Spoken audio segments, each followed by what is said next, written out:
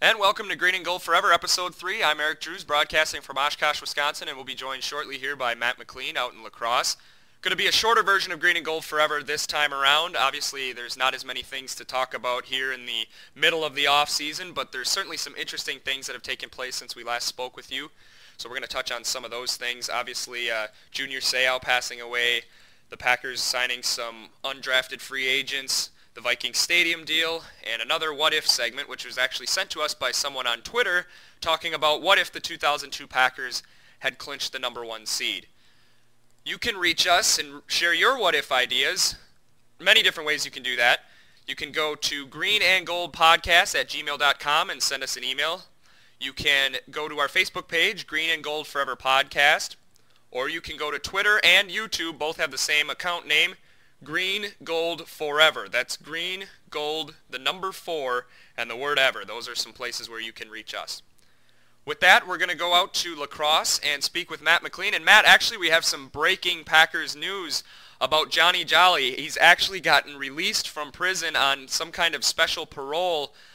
So he's out of prison now, 6 months into a 6-year term, 6-year prison sentence. And he has to perform 200 hours of community service and be on probation for 10 years. So that's something interesting. Do you have any quick reaction to that? Yeah, well, first off, you kind of broke this story Adam Schefter style, it seems like, here. Hopefully it's still news by the time this podcast probably gets on the internet tomorrow. But yeah, I guess I'm kind of shocked with how the sentencing went, and he did it. He got caught, what, 3 times doing the same thing, and they're releasing him back into the public. It just kind of, I like almost guarantee he's going to get caught doing the same thing again. It's like if you get caught doing it twice and you still can't stop, I can't see how they feel it's a good idea to release him after only, a few months. But I hope this is a wake-up call for him. I mean, I don't know, getting caught the first time should have been a wake-up call, but hopefully actually getting out when you're expecting to be there for 6 years and you're only there for 6 months, it's some kind of an awakening that hopefully he can turn his life around. He's not a violent criminal, so I can see how they could have let him out in this manner. It's not like he assaulted someone or something of that nature. I'm just surprised. I didn't even know there was such a thing of shock probation. It's apparently when convicts are experiencing the shock of being in jail, which they don't really go into exactly what that entails in any of the sources I've read, but definitely crazy what's going on with Johnny Jolly. I kind of wonder if he'll try to get reinstated into the league here. Yeah, that's a good question. I don't even know if they would accept an application from him or what hurdles he'll have to jump through to get reinstated, but we'll see. I guess for now he should thank his lucky star and turn himself around. Exactly. All right, well, let's begin with some of the stories we have here during the off-season. Obviously, the big one that's probably going to dominate this off-season and maybe dominate off-seasons to come is the death of Junior Seau, of a suicide. Not a lot of information as to what a motive would have been for that. Lots of speculation, but nothing concrete exactly. I guess let's begin, Matt.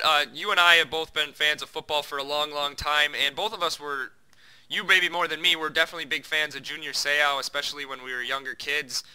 What are, I guess, a few memories you have of Junior Seau, the player, or the man, or whatever? Yeah, I guess I don't know exactly what it was, but I was kind of always drawn to watching Seau and the Chargers when I was young. I'm not sure exactly what it was, but Seau was one of my favorite players growing up, so it was shocking to hear. Watching that 1994 Super Bowl is one of my first real sports memories. That was definitely the first Super Bowl I sat down and watched the whole thing, and yeah, it's just like shocking news. I know that there really hasn't been any documented history of concussions with him. As far as I've heard, that he was never on an injury report for a concussion. Wow.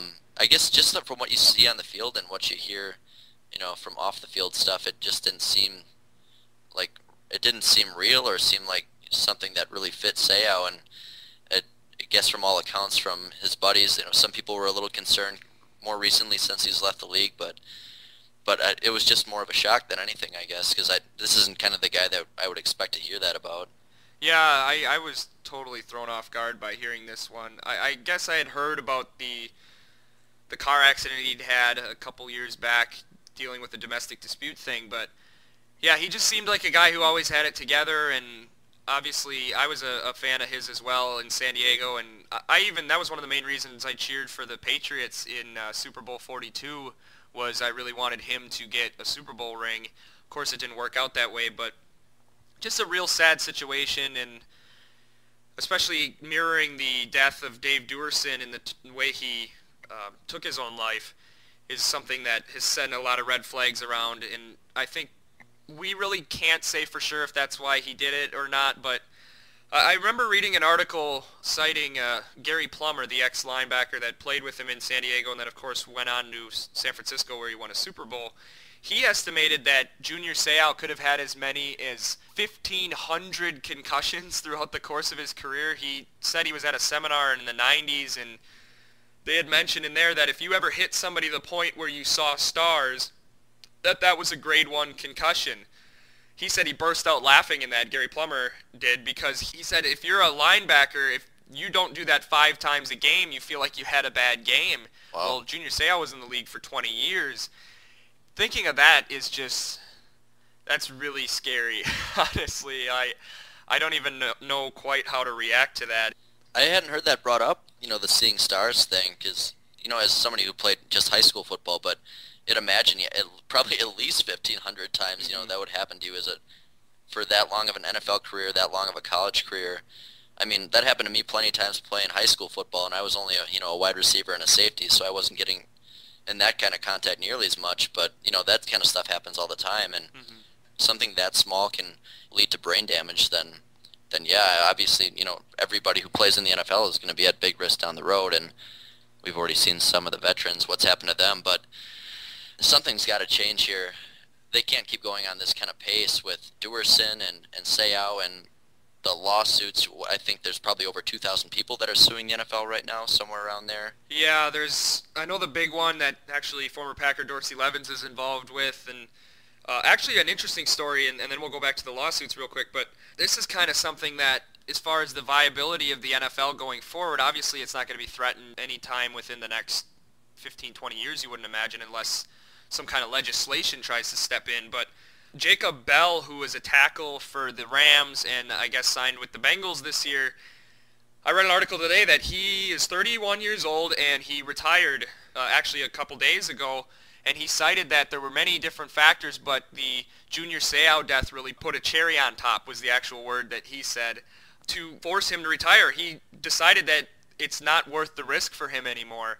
Obviously, this isn't a big-name player, but for a player in his prime who's still got a lot of money-making years left on his body to decide, you know what, it's not worth it for me, that can't be a good sign for the future of the NFL. And I think that, combined with this lawsuit, I have a feeling that the NFL will spend itself bankrupt to win this first lawsuit, because if they lose, the floodgates are going to open up and they're in big trouble. If they start having high schools come after them or colleges come after them, I don't know what's going to happen to the league, honestly, if they lose some of those first lawsuits.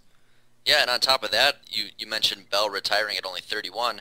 Think about all the high school kids, especially while this is fresh right now in the next few years. How many of those kids who are great athletes are going to go to, a secondary sport? Like we see a lot of two-sport players with baseball and football. If they're worried about that, that might sway them either way, and we might be losing a little bit of talent to other sports as well, which could really affect the product down the road too. The NFL, I think, has got to make some big changes quick, and it's kind of hard to really be able to tell what they are at this point. I mean, they've been making changes to helmets since the NFL's been around, it seems like. But I kind of get this image in my head where I picture those big, inflatable helmets that they sell at the stadium sometimes. Yeah. I just get this, image of NFL players wearing something that looks like that, just this huge headgear, but it's going to be like the Steve Wallace helmet cap that the 49ers used to have him wear. Yeah, it looked like he had a second helmet on top of his helmet. But, yeah, I don't know what they can do, or you can't take away the contact because that's part of the game. They just have to find some way that they can stop these from, jarring your head so much. Or I don't even have it. I guess I don't even have any proposals for how they would do that, but it's something definitely needs to happen, and happen quick.